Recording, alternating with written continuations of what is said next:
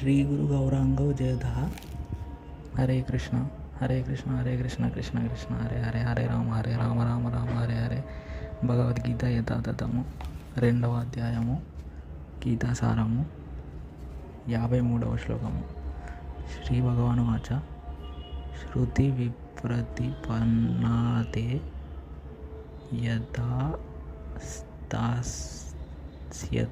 నిశ్చలా సమాధా వచలా బుద్ధిస్తదా యోగమవ్యాప్స్యసి. అర్థము: శ్రీకృష్ణ భగవానుడు పలికెను, ఎప్పుడు